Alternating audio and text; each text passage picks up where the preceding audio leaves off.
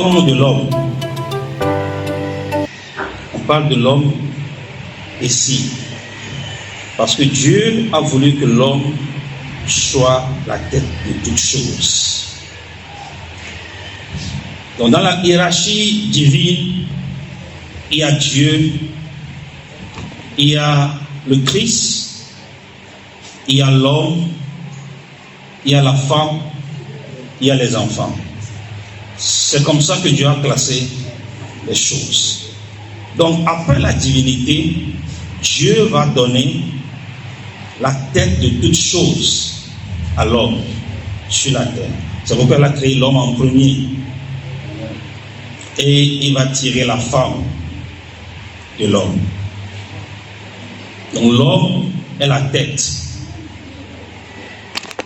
Il a appelé l'homme à présider à la destinée de la famille, à la destinée de la société, de la nation, du monde entier. Amen. Alors, je vais parler au premier point de Dieu qui est toujours en train de chercher un homme. Je parlerai au deuxième point, peut-être pas aujourd'hui, ou bien commencer un peu la deuxième partie. Pourquoi Dieu cherche un homme selon son cœur et non selon le cœur de l'homme? Et enfin, je parlerai, troisième point, de que cherche Dieu dans un homme? Que cherche Dieu dans le cœur de l'homme? Que doit contenir le cœur de l'homme pour que Dieu dise c'est l'homme selon mon cœur? Est-ce qu'on est ensemble?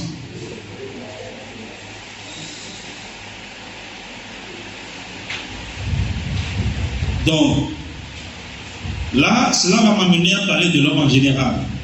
Que ce soit l'homme, que ce soit la femme. Donc, quand je parlerai de l'homme, il faut comprendre que toi, femme, toi aussi, tu es concerné. Amen. Première question, c'est le premier point donc.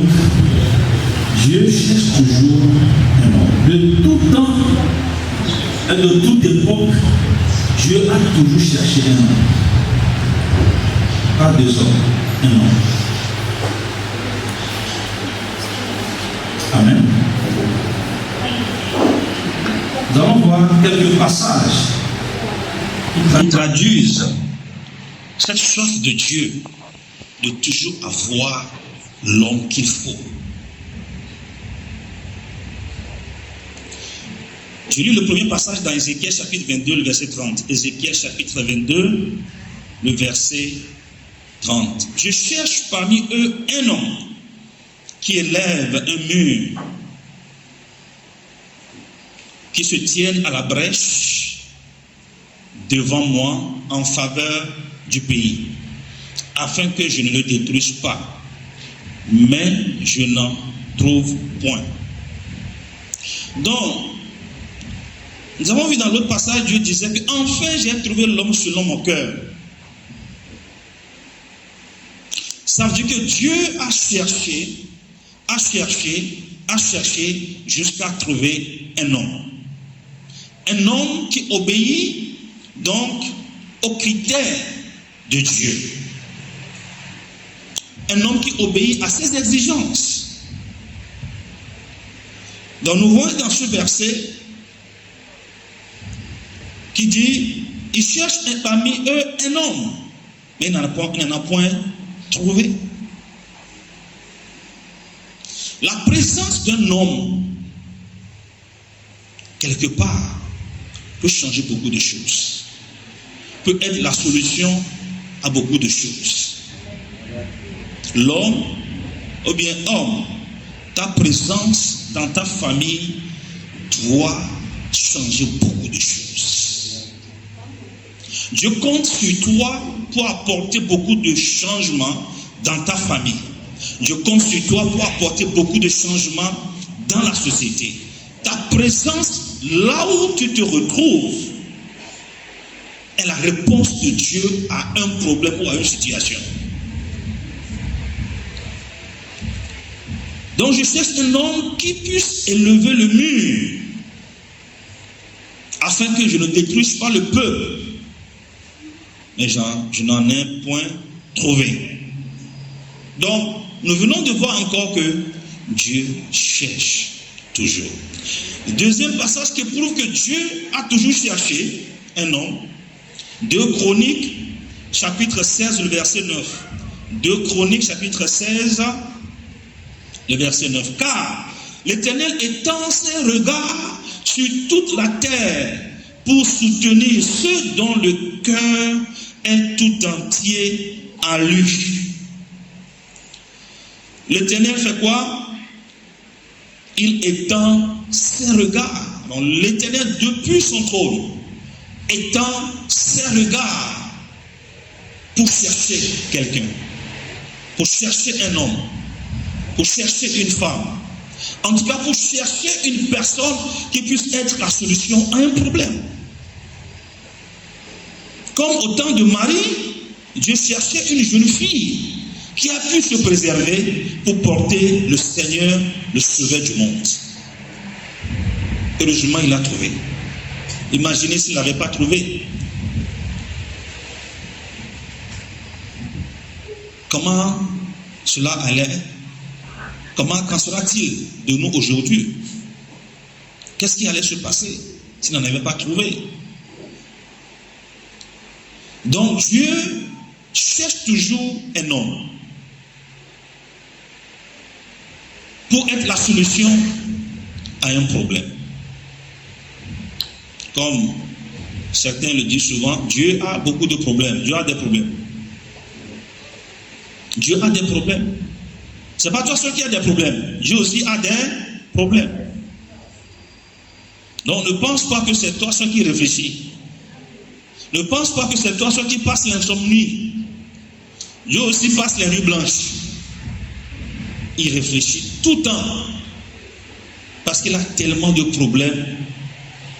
Il ne sait pas comment les résoudre seul. Alors, ce qui nous introduit au deuxième point qui dit pourquoi Dieu cherche un homme selon son cœur. Donc, nous avons compris, nous avons accepté, nous sommes d'accord que de tout temps, de toute époque, Dieu a toujours cherché un homme. Amen. C'est pourquoi, pour répondre à un problème, lui-même avait déjà créé le premier homme. Comme il n'y en avait pas du tout, il était obligé de le créer lui-même. Parce qu'il a besoin d'un homme. Après, il va encore chercher un homme de la carrure de Noé pour répondre à un problème. Pour être capable de pouvoir fabriquer une hache qui puisse sauver un reste de la destruction, de la criminalité, de la méchanceté qui avait cours à l'époque. Après, il va encore trouver un homme qui est Abraham. Après, il va trouver un homme de la carrure de Moïse. Lorsqu'il entendait les cris d'Israël, il cherchait. Il a trouvé un homme. Si les Israélites, le peuple d'Israël a souffert plus de 400 ans, c'est-à-dire 430 ans au lieu de 400 ans, selon les prophéties, si Dieu a atteint jusqu'à 30 ans, c'est parce qu'il n'avait pas trouvé un homme. C'est parce qu'à l'époque, après les 400 ans finis, Dieu n'avait pas trouvé un homme. Non pas qu'il n'y avait pas des hommes, il y avait des hommes, mais il n'y avait pas à l'époque un homme selon le cœur de Dieu. Et le jeune qui était là, qui pouvait en répondre au cœur de Dieu, mais aux exigences du cœur de Dieu, n'était pas encore agi, n'était pas encore prêt. Donc Dieu devait rester là, le cœur chagriné, voyant son peuple souffrir, non pas qu'il ne veut pas les sauver, non pas qu'il ne peut pas les sauver, mais il n'a pas l'instrument qu'il faut pour les sauver. Pourquoi est-ce que Dieu cherche un homme selon son cœur? Dieu a décidé souverainement de se priver de certaines responsabilités. Il s'est dit qu'il n'y a que l'homme qui puisse le faire. Non pas que Dieu n'a pas la puissance, le pouvoir de le faire, mais il sait refuser cela. Il sait refuser cela. Vous voyez quel privilège Dieu a donné aux hommes sur la terre. Il s'est privé de beaucoup de pouvoir. Il s'est privé de beaucoup d'autorité. Il s'est privé de beaucoup de choses. Et il a décidé, dans son agenda, de confier cette responsabilité à l'homme. Amen. Pourquoi est-ce que Dieu cherche un homme selon son cœur?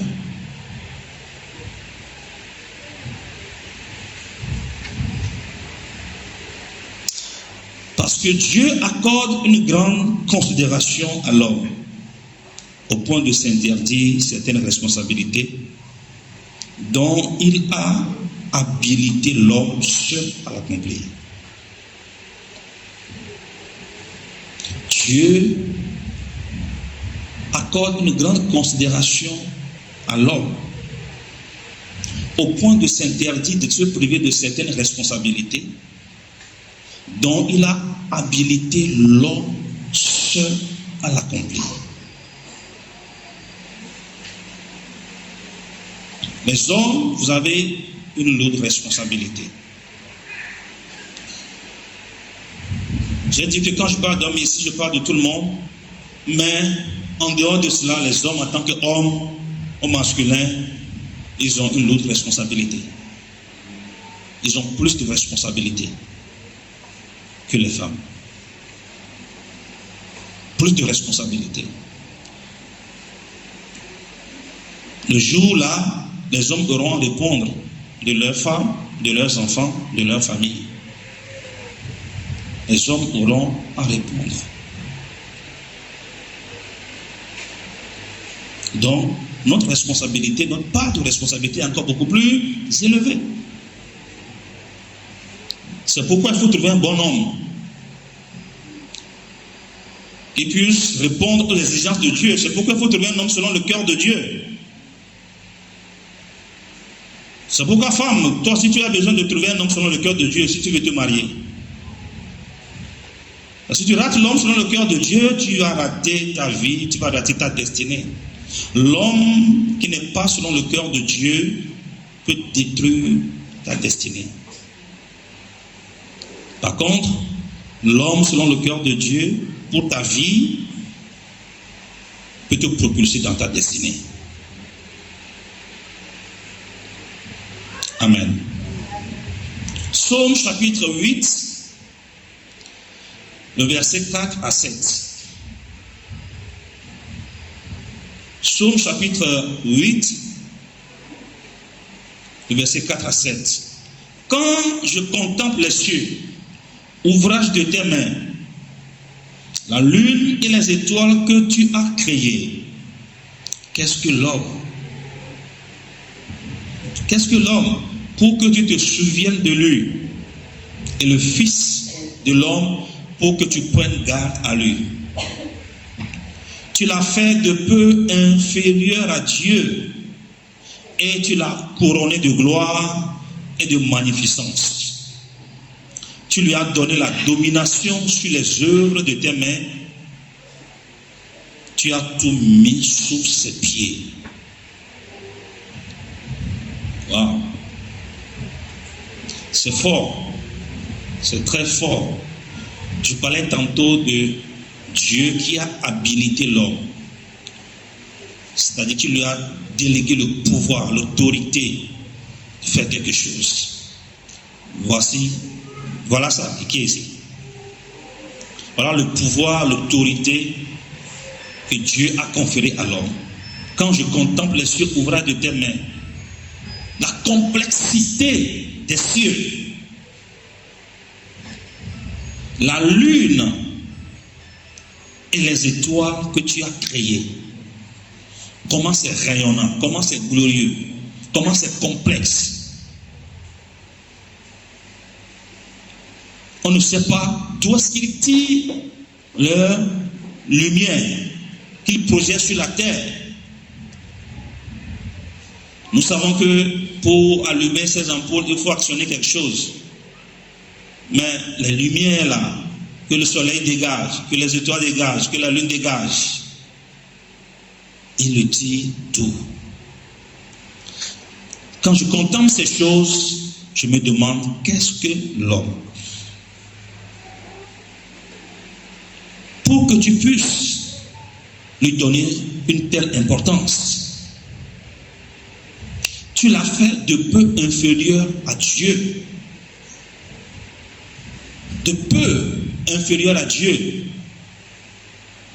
Pourquoi? Parce qu'il ne voulait pas commettre le péché de dire que l'homme est égal à Dieu. Mais en réalité, quand tu vois le pouvoir que Dieu a donné à l'homme, eh bien, l'homme peut faire tout ce que Dieu peut faire. Il a donné ce pouvoir à l'homme. Et aujourd'hui, le développement de la science nous prouve que si Dieu pouvait laisser encore un peu de ses responsabilités, l'homme peut créer l'homme.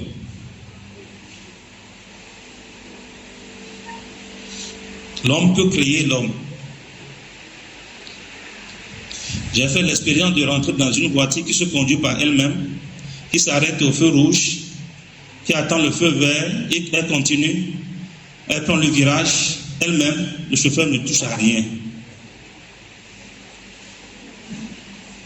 Qu'est-ce que l'homme peut faire que la machine ne peut pas faire aujourd'hui?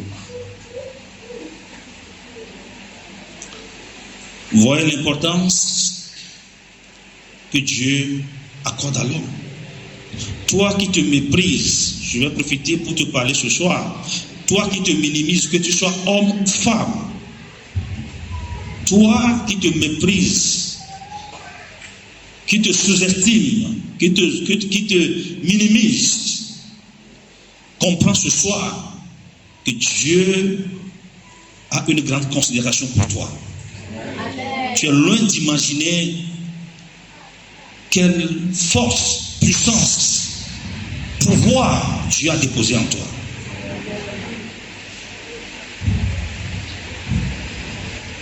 Et nous ne sommes pas en train d'utiliser même 1/1000 du potentiel que Dieu a déposé en nous. Il y a encore plein de choses en toi que tu peux découvrir et exploiter.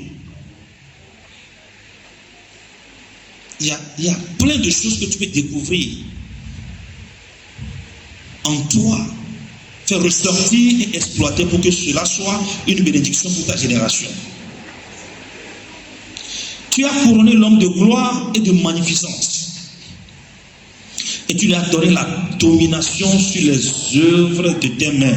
Quelle que soit l'œuvre de Dieu sur terre, nous, en tant qu'hommes, nous avons le pouvoir et la domination sur ça. Nous avons le pouvoir et la domination sur ça. Si nous sommes vraiment connectés à Dieu, nous pouvons régner et dominer sur toutes choses. Vous avez vu un certain Daniel qui, devant des lions affamés, a pu imposer silence et calme, l'homme. Amen. L'homme. Il a imposé silence et calme aux lions affamés. Grâce à sa connexion divine. Si nous sommes réellement connectés à notre source, nous allons faire des exploits. Alléluia. Dieu nous a couronné de gloire et nous a donné la domination. Tu dois croire en cela. Tu dois croire en cela. Dieu nous a donné la domination. Il nous a couronné de gloire. Que ta situation présente ne te fasse pas croire le contraire. Amen. La vérité est toujours différente de la réalité. La vérité, c'est ce que Dieu a dit. La réalité, c'est ce que tu vis. Mais la vérité est au-dessus de la réalité. Donc je prie que cette prophétie s'accomplisse dans ta vie. Que tu puisses expérimenter la domination divine. Que tu puisses manifester la gloire de Dieu. Lève-toi et prie. Car ta lumière arrive. Les nations marcheront dans ta lumière. Au nom de Jésus. Voilà le pouvoir que Dieu nous a donné. Voilà la considération que Dieu nous donne. C'est pourquoi un homme qui verse le sang humain, c'est une ignominie devant Dieu. C'est une ignominie devant Dieu. Quand tu passes quelque part, que c'est le sang des animaux qui est versé, ça ne donne rien, ça ne crée rien. Mais quand c'est le sang humain que tu vois par terre, je ne sais pas si quelqu'un a déjà expérimenté ça, mais imagine un peu ce que ça produit en nous comme indignation. J'en ai vu. Je me souviens, dans quelle année, dans les années 1983, pendant l'agression terroriste au Togo, un oncle, un cousin à côté a été fusillé. On était allé là-bas voir, il était là, par terre, déchiqueté, le sang partout. C'était une grande indignation. Vous vous rappelez du sacrifice du roi de Moab? Une grande indignation. Ce n'était pas que le peuple là était plus fort qu'Israël. Non, Israël était tellement indigné qu'il a préféré ranger ses armes et rentrer chez eux.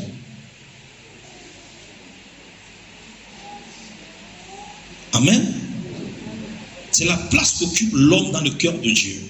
Je suis trop important pour Dieu qu'il m'abandonne. Je suis trop important pour Dieu qu'il me laisse tomber comme ça. Je suis trop important pour Dieu qu'il ne me protège pas. Je suis trop important pour lui. Amen. Si tu crois que tu es un poulet mouillé, ou bien une poule mouillée, tu vas mourir comme une poule mouillée. Mais si tu crois que tu es trop important pour le ciel, tu as trop de choses que tu portes en toi dont le monde a besoin. À tel enseigne que Dieu ne peut pas t'abandonner, Dieu ne peut pas te laisser comme ça mourir comme un chien. Ainsi en sera-t-il. Alors pourquoi est-ce que Dieu cherche l'homme? Parce qu'il a tellement donné à l'homme, il a tellement déposé dans l'homme, il a tellement confié beaucoup de choses à l'homme, il a tellement donné beaucoup de considération à l'homme. C'est pourquoi il a toujours cherché un homme.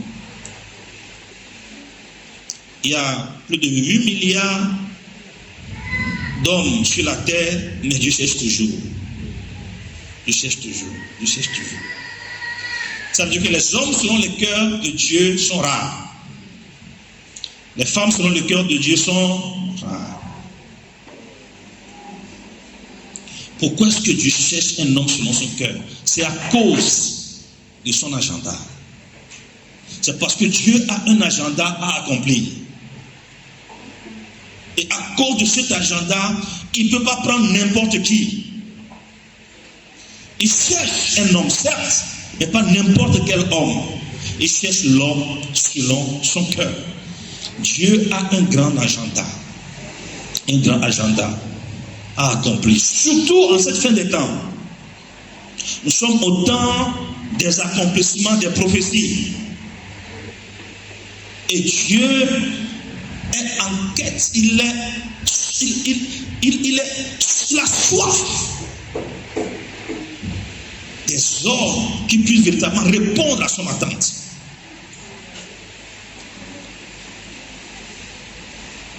Alléluia. Ésaïe chapitre 2, le verset 2 à 3. Il y a quelque chose qui se prépare en cette fin des temps. Il y a une grande chose, un grand bouleversement qui se prépare en cette fin des temps, et Dieu véritablement est en train de sélectionner des hommes et des femmes. Les prophéties s'accélèrent, l'accomplissement des prophéties se multiplie, les événements s'accélèrent véritablement. Dieu n'a plus assez de temps. Je peux voir Dieu sur son trône en train de regarder tout le temps sa montre. Le temps est contre nous. C'est pourquoi la Bible dit veillez et priez. Les temps sont contre nous. Nous n'avons plus à perdre notre temps dans les futilités. Nous n'avons plus à perdre notre temps dans les choses qui n'honorent pas le royaume, les choses qui ne contribuent pas au développement du royaume. Parce que les seules choses qui perdureront, qui resteront éternelles, c'est les contributions que nous apportons au royaume. Tous les autres sont éphémères. Toutes les autres choses sont éphémères. Toutes nos activités seront éphémères. C'est celles qui contribueront au royaume qui seront éternelles. Amen. C'est pourquoi nous devons accélérer le royaume.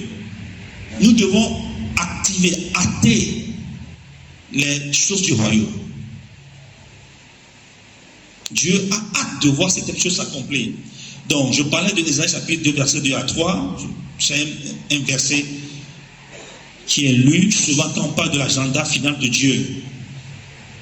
Il arrivera donc dans la suite des temps que la montagne de la maison de l'Éternel sera fondée sur le sommet des montagnes, qu'elle s'élèvera par-dessus les collines, et que toutes les nations y afflueront. Des peuples s'y rendront en foule et diront, venez et montons à la montagne de l'Éternel, à la maison du Dieu de Jacob, afin qu'il nous enseigne ses voies, et que nous marchions dans ses sentiers. Car de Sion sortira la loi, et de Jérusalem la parole de l'Éternel. Il arrivera dans la suite des temps. Et nous sommes dans cette suite des temps. Nous sommes très proches de ce moment. La montagne de la maison de l'Éternel sera fondée sur le sommet des montagnes.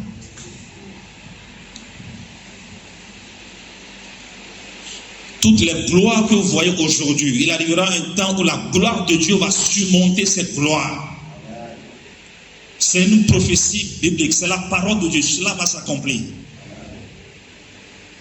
Tous les sommités que vous connaissez aujourd'hui, vous allez voir, le temps vient et il est déjà proche. Vous allez voir que ces sommités-là viendront de la maison de Dieu. La montagne de la maison de l'Éternel sera au-dessus des montagnes. Les gens verront à travers l'église des choses inouïes, des choses surprenantes, des choses qui étonneront tout le monde. Et les gens vont accourir. La Bible dit et que toutes les nations y afflueront. Ce n'est pas à nous d'aller encore vers eux. Le moment viendra, ce n'est plus à nous d'aller vers eux. Mais quand ils verront nos réalisations, quand ils verront nos exploits, lorsque les scientifiques chrétiens vont commencer par innover, créer des choses, inventer des choses, lorsque les intellectuels chrétiens, les enfants de Dieu, lorsque le Seigneur va commencer par les positionner, les promouvoir, lorsqu'ils verront des exploits, pendant ce temps, eux commenceront par être bloqués quelque part. La solution ne viendra que de nous. Je disais l'autre fois, dans l'une de mes prédications là-bas, dans l'église que j'ai visitée aux États à Iowa, je disais que il n'y a rien de nouveau sous le soleil.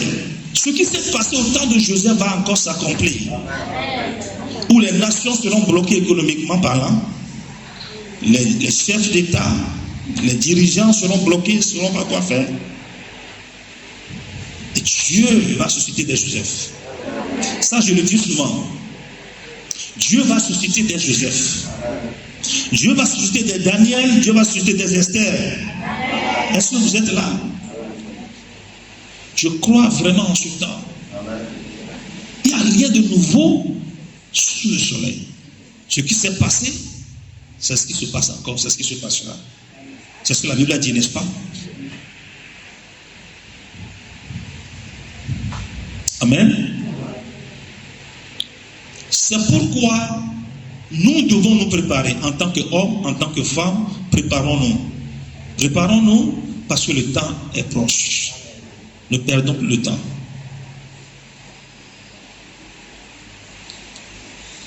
Toutes les nations y afflueront, des peuples s'y rendront en foule. Des peuples s'y rendront en foule. Ils vont se rendre où? Rappelez-vous de la première phrase. Ils vont se rendre où? Dans la maison de l'Éternel. En foule, ils viendront à la maison de l'Éternel. Encore un peu de temps, j'ébranlerai les cieux et la terre, la mer et le sec. J'ébranlerai toutes les nations.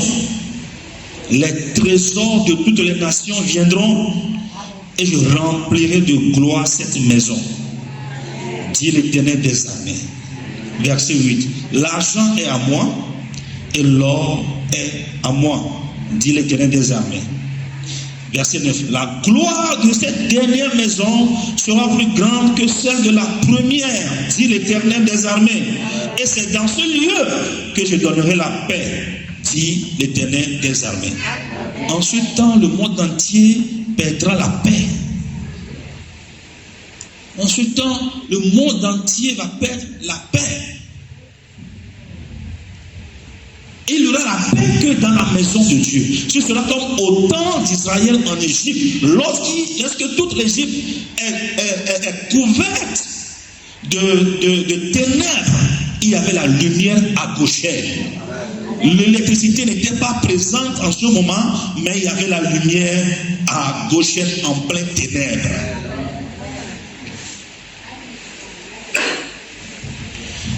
Amen. Et je dis qu'il n'y a rien de nouveau sur le ciel. Cela va encore s'accomplir. Peut-être pas dans les mêmes termes, mais cela encore va s'accomplir.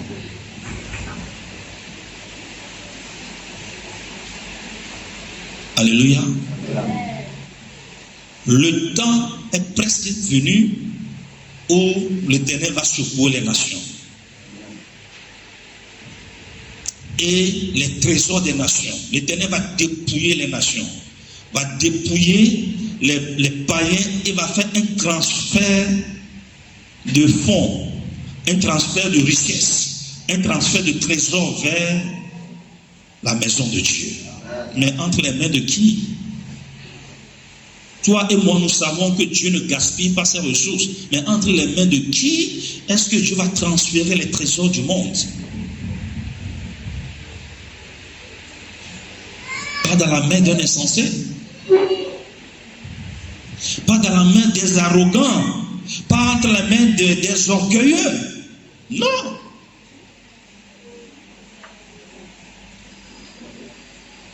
Il y a un verset qui dit, lorsqu'il est devenu puissant, son cœur s'est levé pour le détruire. Il y a des gens, quand ils deviendront puissants, ils vont s'auto-détruire. Dieu ne va jamais rendre ces personnes puissantes. Dieu ne rendra jamais ces personnes puissantes. L'homme selon le cœur. J'ai enfin trouvé l'homme selon mon cœur. Je prie que quelqu'un soit dans les collimateurs de Dieu. Que Dieu, pendant qu'il étend ses regards, puisse te viser, qu'il puisse te cibler, qu'il puisse te choisir, qu'il transfère entre tes mains les trésors des nations, les trésors des païens. Les païens vont travailler et ces trésors seront transférés à l'église. Ces prophéties sont en attente, elles vont s'accomplir. Ces deux versets, pensez-vous que ces deux versets sont déjà accomplis? Non. Alors, est-ce que Dieu a menti bien? Sa parole va toujours s'accomplir. Le ciel et la terre passeront, mais mes paroles ne passeront jamais. Alléluia. Mes paroles ne passeront pas. Et dit, mes paroles ne reviennent pas à moi sans avoir accompli ce pourquoi je les ai envoyées.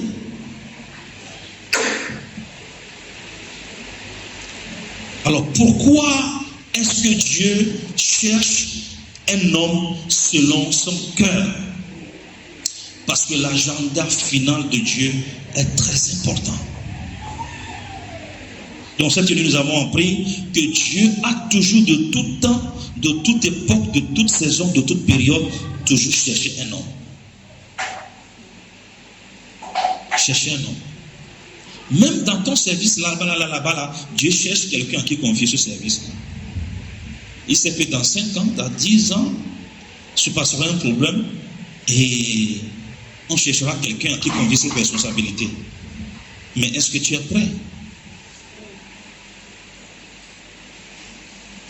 C'est comme ça que nous voyons beaucoup d'enfants de Dieu rater les opportunités que Dieu leur donne.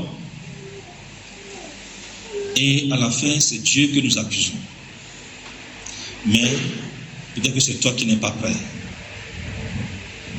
Donc l'agenda final, ce que Dieu est en train de faire est important. Alors, voyez le contexte dans lequel Dieu a dit, Dieu a trouvé enfin un homme selon son cœur. Voyez le contexte. Voyez le contexte d'un peuple qui vient nouvellement de faire l'expérience de roi. Ils ont choisi, ils ont voulu un roi, Dieu leur a donné un roi, ça n'a même pas duré. Je pense que Saül avait fait à peine 2 ans. Il avait fait à peine 2 ans et Dieu l'a rejeté. Donc il fallait trouver un homme. Donc la responsabilité est très importante.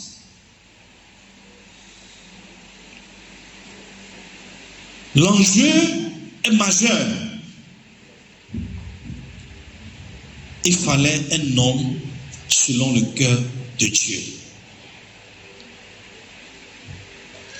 Nous devons incruster ça dans notre conscience, que Dieu est toujours à la recherche d'un homme.